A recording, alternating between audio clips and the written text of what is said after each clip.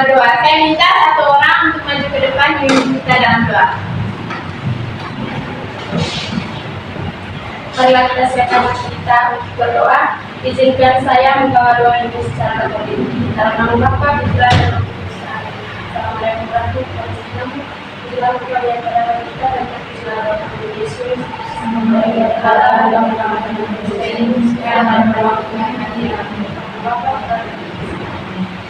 Terima kasih kepada Adik Lisa sudah memimpin kita dalam doa.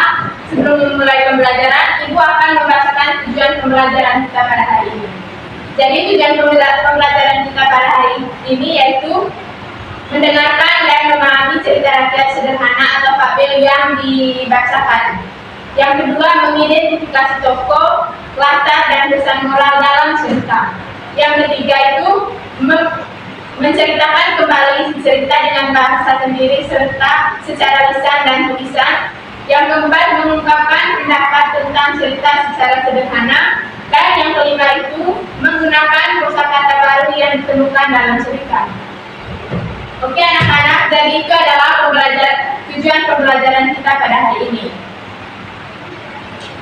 Sebelum kita mulai lanjut ke pembelajaran, Ibu ada ice breaking. Saya minta semuanya berdiri.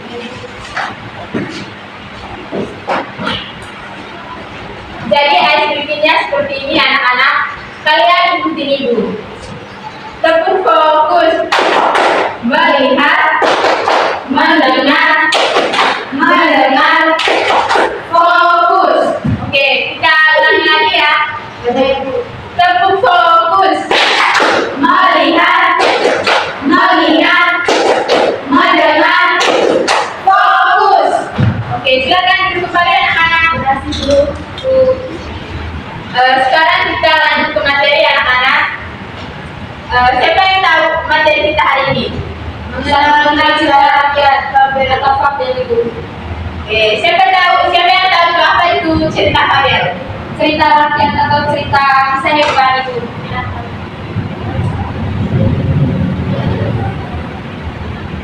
Oke, Ibu akan jelaskan apa itu definisi dan karakteristik utama dalam cerita fabel. Jadi fabel adalah salah satu jenis cerita rakyat atau dongeng yang menampilkan hewan sebagai tokoh utamanya. Hewan-hewan ini berperilaku layaknya manusia, memiliki karakter, emosi, dan bahkan bisa berbicara. Tujuan utama fabel adalah menyampaikan pesan moral atau pelajaran hidup. Tokoh hewan sebagai representasi sifat manusia, cerita singkat dan terdapat mengandung pesan moral yang kuat, seringkali ditunjukkan untuk mendidik anak-anak. Saya minta kepada Adik Desri untuk membacakan PPT di depan. Ciri-ciri fabel, tokoh hebat, pesan moral, dan latar sederhana. Yang pertama, tokoh hebat. Hebat bertingkah laku dengan berbicara seperti manusia, mewakili sifat-sifat manusia. Yang kedua, pesan moral. Selalu mengandung pelajaran berharga tentang kebaikan, keburukan, atau kebijaksanaan. Yang ketiga, latar sederhana. Pengaturan cerita biasanya mudah dipahami dan tidak terlalu kompleks, seperti hutan atau padang rumput. Yang keempat, konflik dan solusi. Ada permasalahan yang dihadapi tokoh dan penyelesaiannya yang membawa makna. Ciri-ciri ini membuat fabel mudah dicerna dan pesannya membekas di hati para pembacanya. Nah, selanjutnya itu yaitu struktur fabel. Yang pertama itu orientasi, yang kedua komunikasi, yang ketiga resolusi, dan yang keempat yaitu koda. Jadi orientasi yaitu pengenalan tokoh, latar dan karakter cerita, awal mula cerita yang menarik perhatian. Yang kedua itu komunikasi, permasalahan atau konflik yang dialami oleh tokoh-tokoh dalam cerita.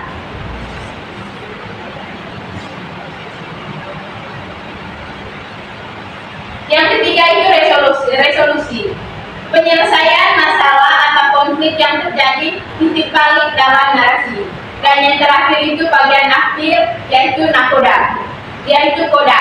Bagian akhir yang berisi pesan moral atau pelajaran yang dapat diambil dari cerita. Struktur yang terakhir ini membantu membaca, mengikuti alur cerita, dan memahami inti pesannya.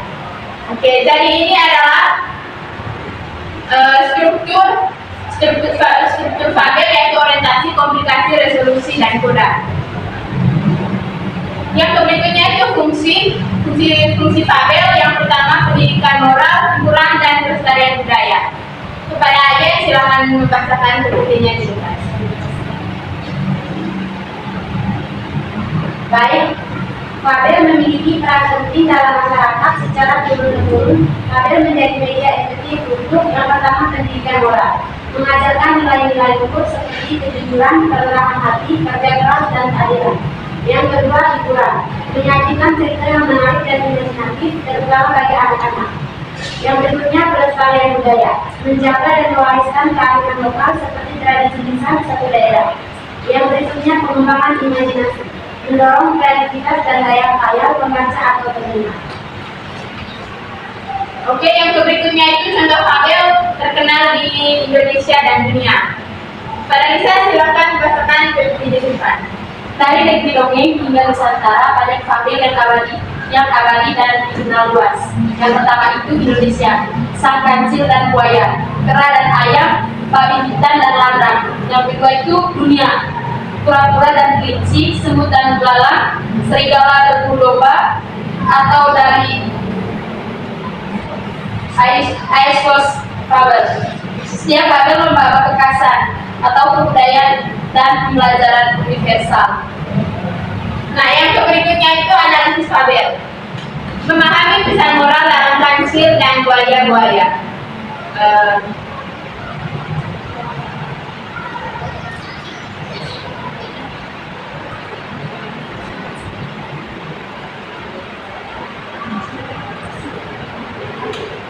Oke, sebelum lanjut ke pembelajaran kita icebreaking lagi anak-anak. Dan tadi kalian sudah mengantuk. Ayo semuanya berdiri.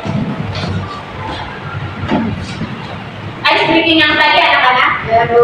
Tepuk fokus. Melihat, mengingat, mendengar, fokus. Oke, silakan duduk kembali. Jadi yang berikutnya itu mengapa fabel penting untuk kita, relevansi di era modern. Nah, mengapa fabel itu penting untuk kita? Jadi yang pertama itu pembentuk karakter, mendapatkan nilai-nilai moral sejak dini, krusial di tengah tantangan zaman. Yang kedua itu pengembangan empati, melalui kisah hebat kita belajar memahami berbagai sudut pandang emosi. Yang ketiga itu keterampilan berpikir kritis, mendorong untuk menganalisis akibat dari setiap tindakan tokoh. Dan yang terakhir itu jembatan antar generasi, menjadi media komunikasi dan pengajaran yang efektif antara orang tua dan anak.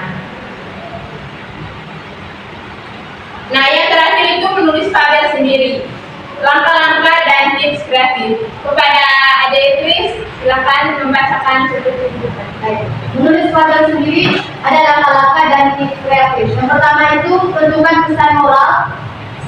Apa pelajaran yang ingin Anda sampaikan? Yang kedua, pilih tokoh hewan, sesuaikan dengan karakter hewan dengan sifat manusia yang diwakili. Yang ketiga, buat latar belakang sederhana, pilih tempat yang mudah dibayangkan. Yang keempat, rancang konflik, permasalahan apa yang akan dihadapi tokoh Anda. Yang kelima, kembangkan alur cerita, susun orientasi, komplikasi, resolusi, dan koda. Yang keenam, gunakan bahasa yang menarik. Hidupkan cerita dengan deskripsi yang kuat. Oke anak-anak, jadi semuanya apakah sudah mengerti? Sudah, Ibu. Betul, semuanya sudah mengerti? Sudah, Ibu. Kalau ada yang belum mengerti, silakan tanyakan ke Ibu. Ibu. Karena kalian semuanya sudah mengerti, Ibu akan kasih tugas untuk kalian. Kalian akan mengerjakan tugas ini selama 5 menit. Dan tidak boleh lewat dari 5 menit, harus pas 5 menit semuanya sudah selesai. Iya.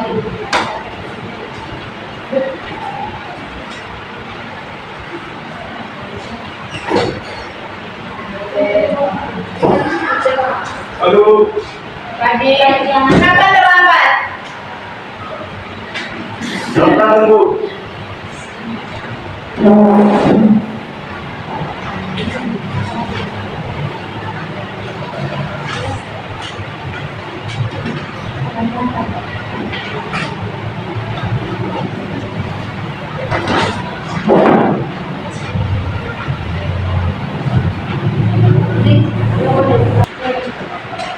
Semuanya sudah selesai? Sudah, ya. Oke, silakan tunggu ke depan.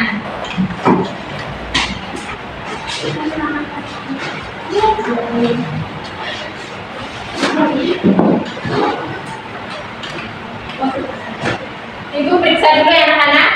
Ya Ibu.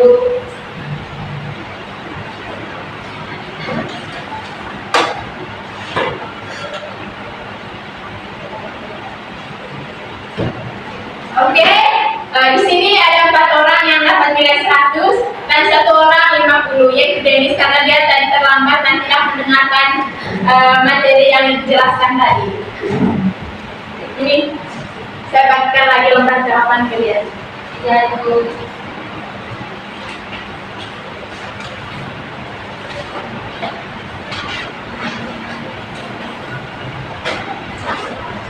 Oke anak-anak, pembelajaran kita pada hari ini sudah selesai.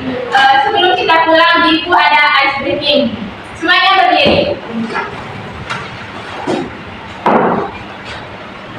Nah, Ibu ada pulang. Pulangnya itu seperti ini. Jadi begini ya, tepuk pulang, dapat ilmu, hati senang, ayo pulang. Hore! Oke, sekali lagi anak-anak. Tepuk pulang, dapat ilmu, hati senang, mari pulang.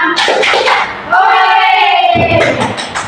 Oke, saya minta 1 orang untuk maju ke depan memimpin kita dalam doa, karena tadi kita diawali dengan doa, maka kita akhiri juga dengan doa. Oh ya, anak-anak yang lupa, jadi kesimpulan pembelajaran kita hari ini yaitu kepada Denis silakan baca. Oh, teman-teman, saya akan membacakan kesimpulan dari materi Ibu Mulia. Kesimpulannya itu bahwa warisan budaya yang tak ternilai harganya. Ia mengajarkan kita tentang kehidupan, moralitas, dan kebijaksanaan melalui kisah-kisah hewan yang mengikat. Mari kita terus membaca, menceritakan, dan melestarikan fabel agar generasi mendatang juga dapat menikmati dan belajar darinya. Terima kasih. Oke, terima kasih kepada Ade Denis. Saya minta 1 orang untuk maju ke depan memimpin kita dalam doa. Ayo, Aden. Mari kita siapkan hati untuk berdoa. Kita berdoa menurut ajaran dan kepercayaan masing-masing. Berdoa dimulai.